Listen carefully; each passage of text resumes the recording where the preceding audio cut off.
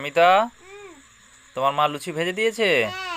বাহ, লুচিগুলো তো বেশ ভালোই হয়েছে গো। ফুলকো ফুলকো লুচি। একটা দুটা তিনটা চারটা পাঁচটা ছটা।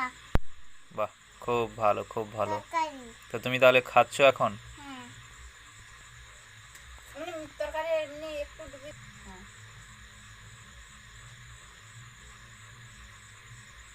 কিরকম লেগেছে? ভালো লেগেছে। ভালো লেগেছে? বাহ। হাতে দেখা